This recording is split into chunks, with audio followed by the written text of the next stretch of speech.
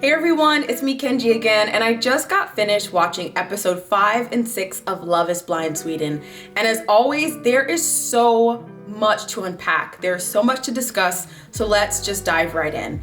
Now, I think I'm going to combine episode 5 and 6 into one video just because episode 5 was a bit of a snooze fest.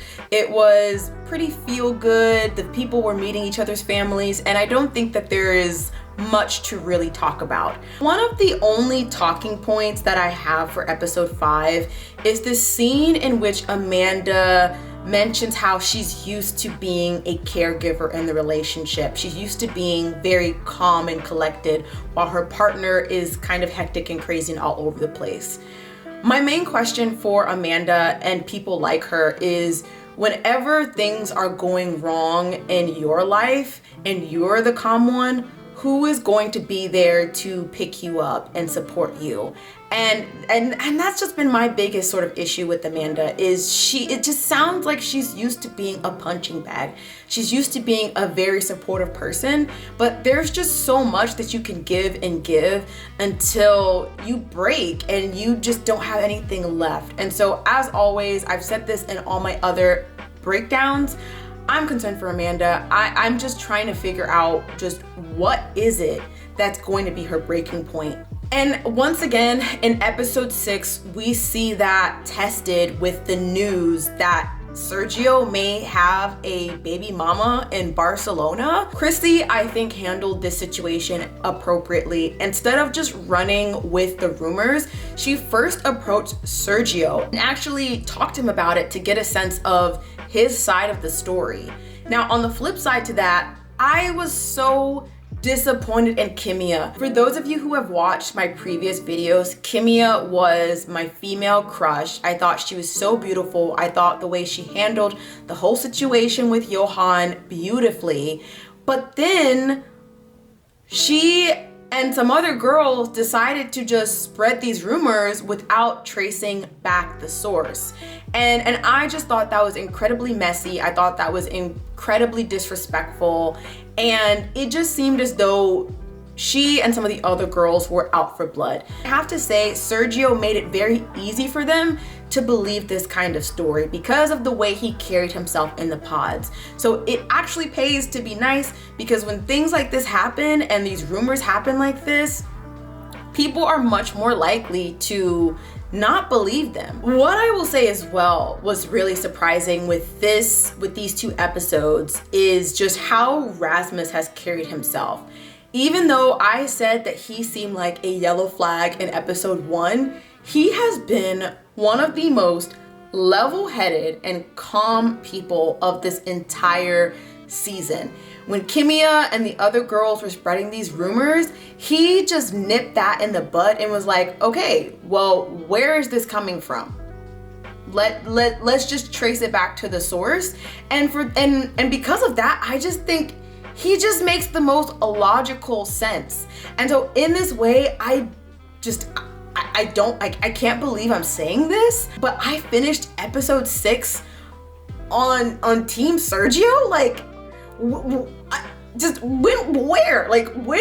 I did not believe that this would happen.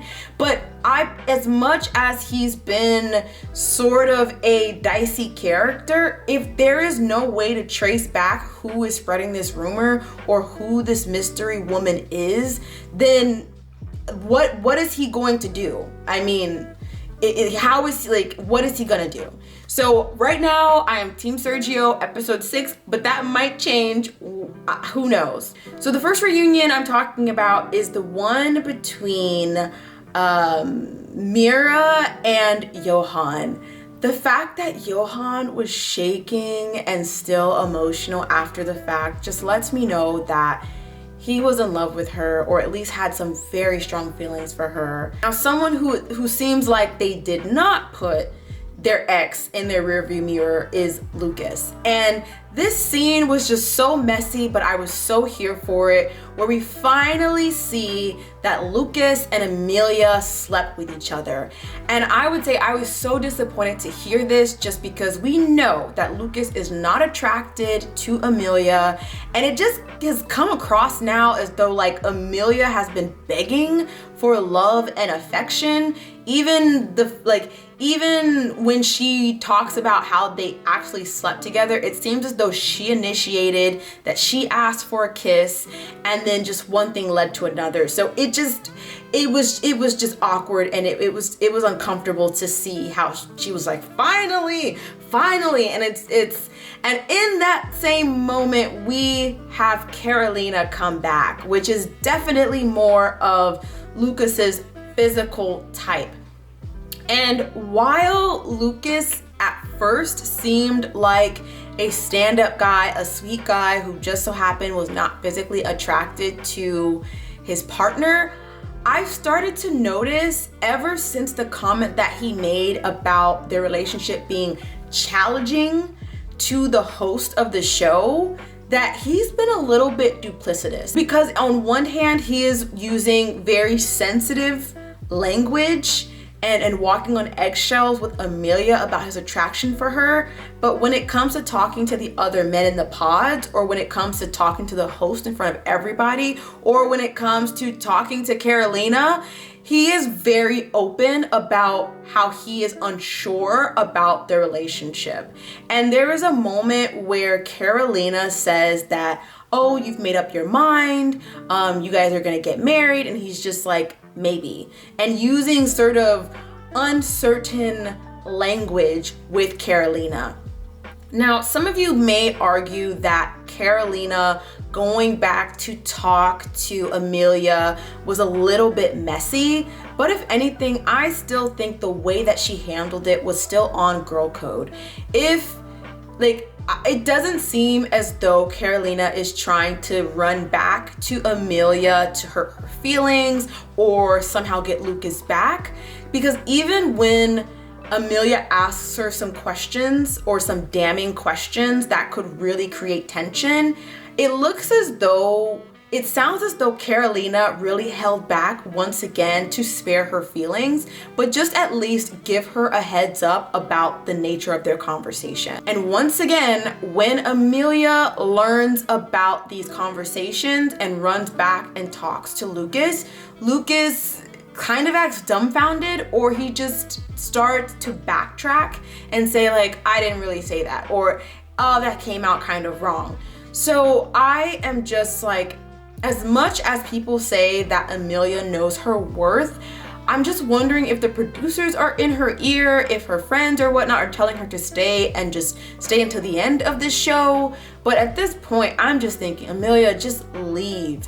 Save yourself the disrespect, save yourself this dignity, and just leave. And one of the last things that we do see is finally Christopher gets some type of assertiveness and some backbone and starts to talk up to Katya. And this is kind of where the name of the episode comes from, because he even says it, that the bad boy always wins. But I would have to argue that Christopher and all of you nice guys out there, it's not that bad guys win. It's just, from what I've seen, especially with Love is Blind Sweden, is the women here are very appreciative of assertiveness, of confidence, of their men telling them that they are truly interested in them and they want no one else, of them speaking up about things that actually bothering them, speaking up and not avoiding the tension because of the awkwardness of it all. And we've seen this with Katya, we've seen this with Amelia, we've seen this with Mira. All of these women appreciate that assertiveness. It has nothing to do with being obnoxious like Sergio. It has nothing to do with being a quote unquote bad guy. So that ends my recap of episode 5 and episode 6. Do you agree with Christopher that bad guys always win? Do you think that we will find the source of this rumor and just where in the world this comes from? and let me know who you think actually will walk down the aisle, because at this point, my money's on Rasmus and Chrisley, but other than that, I don't know. It's anybody's game. But yeah, thank you guys so much for watching, and stay tuned for my recap of episode 7. Bye!